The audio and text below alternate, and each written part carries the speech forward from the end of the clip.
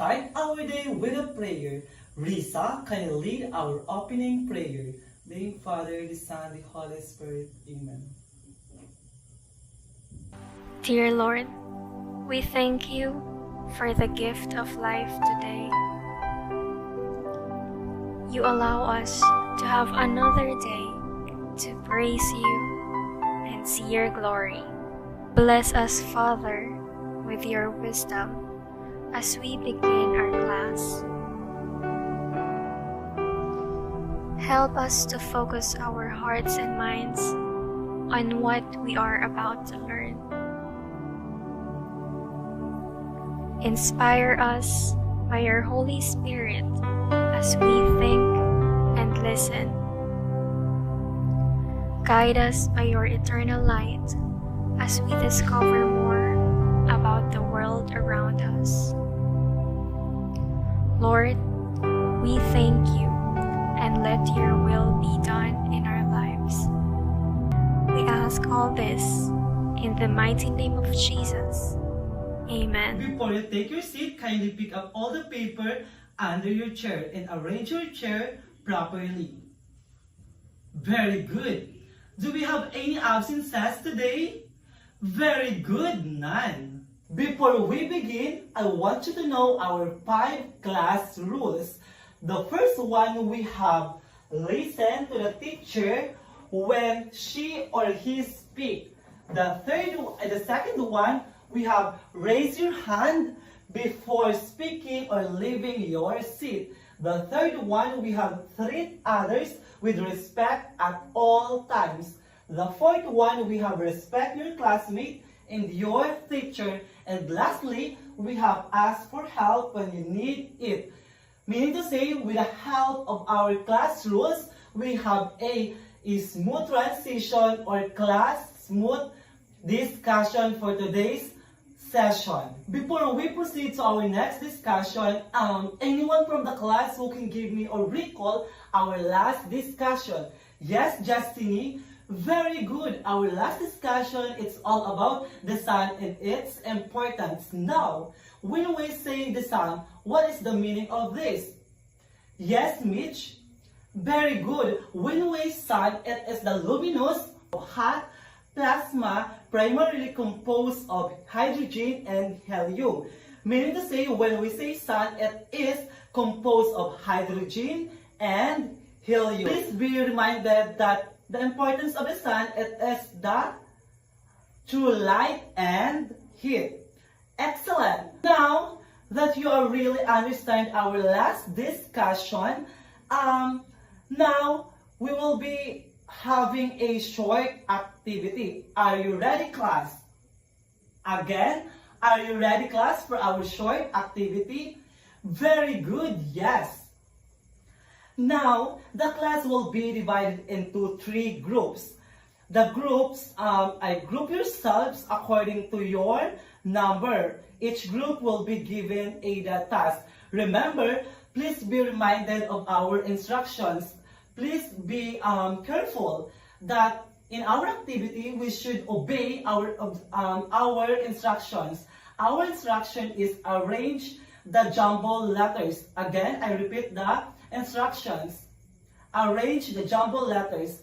For the group 1, we have AMLO. I repeat, for the group 1, we have AMLO. And for the group 2, we have TISL. We have TISL. And for the last group, we have NASDY. I repeat, for the group 3, we have NASDY. And for additional instruction for our activity, you have only 10 minutes to work on your task. After that, each group has a 1 representative.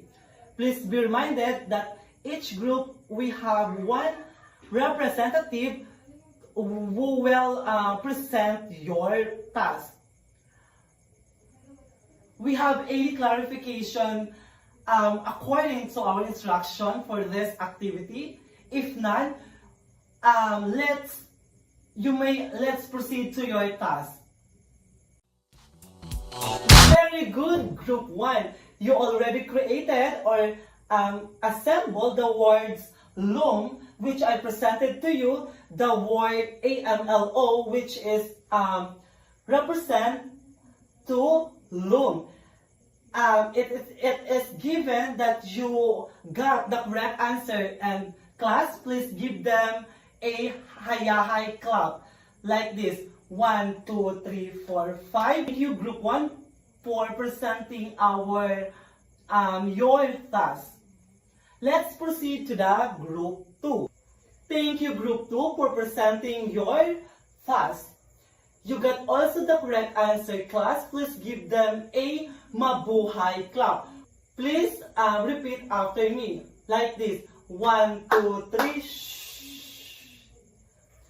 Again. 1, 2, 3. Shh. Now, let's proceed to the Group 3. Thank you, Group 3, for presenting your task. You got also the correct answer, and which is Sandy.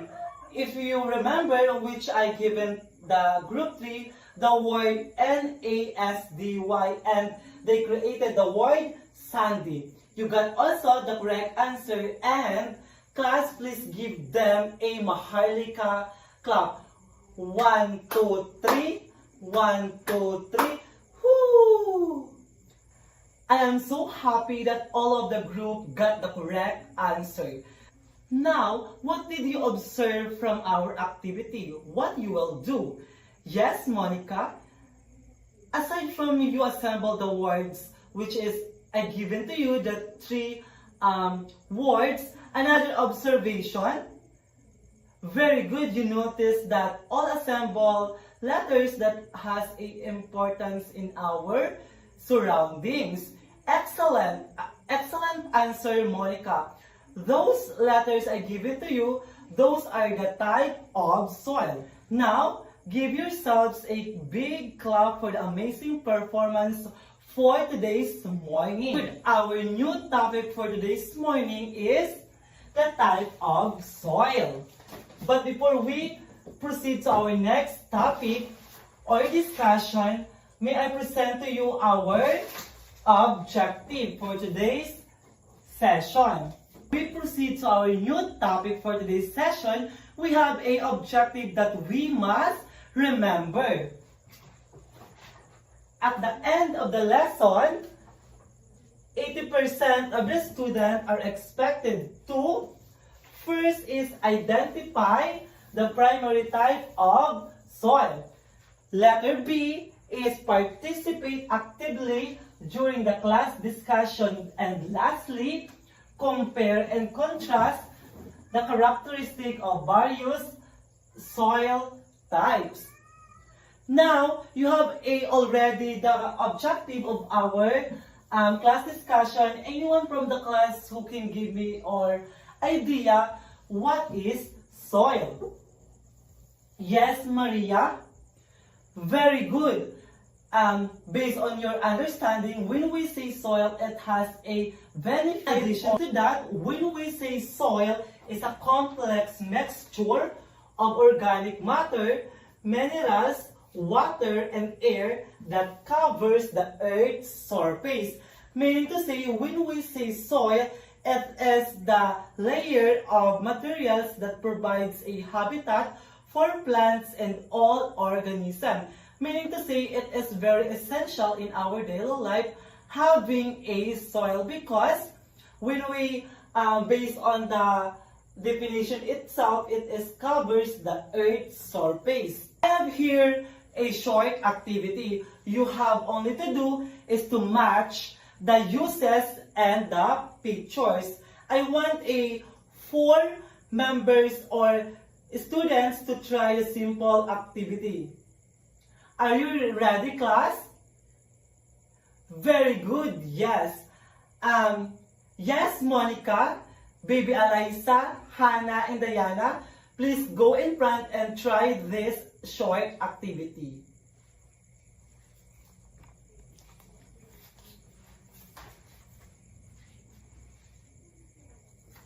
Then you have a clarification about our activity. May I repeat the instruction of our activity? This is the pictures which is represented of the uses. On the other side is the uses of the pictures. You have only to do is to match the pictures based on the uses. Are you ready, class? Now, the names that I will call, please go and prompt, which is Monica, Baby Eliza, Hannah, and Diana. And try this short activity. Now, may I check your work? The first one is this picture, which is correct, represented as home for some animals. The second one is, it's also correct. It is represented to grow the plants. The next picture, which is represented to build houses, and lastly, the picture represents to make things. I just want to congratulate them a huge clap. Since we are done by defining the definition of soil, now may I discuss the three types of soil. The first one, we have the loam soil. When we say loam soil, it is considered to be ideal soil for gardening and farming. When we say loam soil, it is considered to those farmers who want to conduct a gardening. Aside from the definition itself, it has a characteristic. The first one characteristic of loam soil, it is good fertility. Next is excellent water retention and drainage. Meaning to say, when we say loam soil, it has a benefits to the farmers in order for them having a good drainage because of its characteristic. The second one is sandy soil. When we say sandy soil, it's a type of soil with fine particles that are larger than clay but smaller than sand. Later on, I will be discussing the sand soil in its the characteristic because it is over on our objective. But for today, I would like to highlight the sandy soil because it is a type of soil that fine particles. Aside from that, it has a also characteristic in order for us to identify what is the benefit of this in our daily living. The first one is drains quickly, and the second one, good for drought tolerant plants. Meaning to say, this kind of soil, it is helpful for those who want to conduct or who want to farm because it has a drought tolerant plants. Anyone from the class who have an idea why we say sandy soil, it is what this drains quickly? Who have an idea of it? Yes, Maria Monica. Very good. When we say sandy soil, it has larger pore spaces and between particles that allowing water to drain quickly through the soil, meaning to say it is quickly or it is drains quickly because of its particles. The next one, we have silt soil. Silt soil, it is the soil with large gritty particles that drains quickly and doesn't retain much water or nutrients. And when we notice between the sandy soil, silt soil, it has same quickly drains quickly, but it is larger and having a gritty particles. Aside from this definition itself, it have also a characteristic in order for us to benefit or have a guided or to be guided. Those characteristics help us in order for us having a health. First is moderate water retention in drainage. Second one can be fertile and suitable for various crops. Meaning to say, it is the type of soil which can help to the various crop. It is suitable, meaning to say it is swak to those farmers who have a conducted of various crop. It also cited that it is water retention, meaning to say the water itself, it also given to the farmers for having a good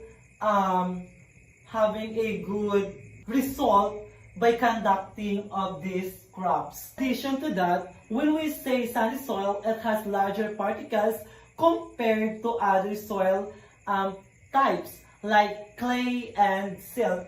Since we are done to identifying the three types of soil and its definition itself, let's test if you are already achieved the learning objective.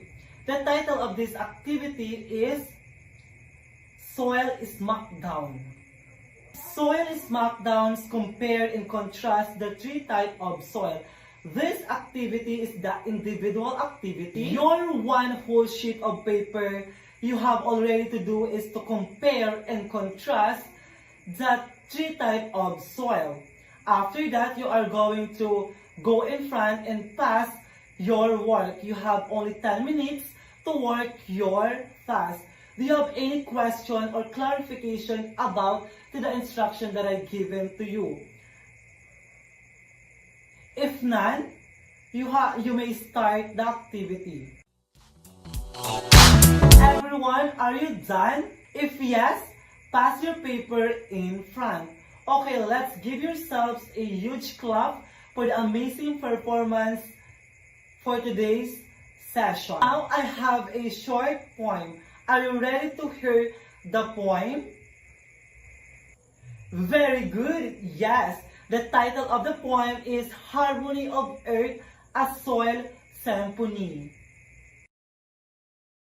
In fields where silt and sand do blend, and looms embrace thus warmly send, a tapestry of earth so fine, in soil embrace life's roots entwined. Silt whispers softly, smooth and fine, with particles small, in line they twine. Sandy soil, where waters rush, through gritty grains they sweetly plash, but loom the prince of soil. Domain with silk touch and sand refrain, clay's embrace in balance found, a fertile bed where life's seeds abound. So let us tell this earthly twine, where silk sand loom in concert shine. For in this dance of soil's embrace, nature's bounty finds its grace. Now, how was the poem? Very good, it's good. In the poem, what have you noticed? Yes, Mitch, very good. In the poem, you notice that there has a three type of soil. Now, what are those? First, we have a loam soil. The second one is silt soil. And the third one is the sandy soil. Very good. Amazing class. Congratulations, everyone. You did great job. Let's generalize everything you have learned today. What do you call to the layer of the materials that provides a habitat to plants and many organisms? Yes, Mitch. Very good. It is considered as a soil. Another one. It is considered to be the ideal soil for gardening and farming. Yes, Mark. Very good. It is considered as a loam soil. How about the characteristic of soil? Give at least one characteristic. Yes, Mika. Very good. It can be fertile and suitable for various crops. Last question. It is kind of soil with large and gritty particles that drains quickly and doesn't retain much water or retention? Or should I say the nutrients itself? Yes, Marian, very good. It is considered as a sandy soil.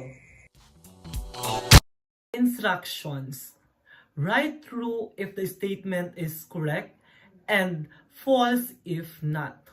Write your answer in one whole sheet of paper. Let's start on number 1. Sandy soil is good for constructing buildings. Number 2. Silt is larger than in the clay but smaller than sand. Number 3. Loam soil is the best soil for gardening and farming. Number 4.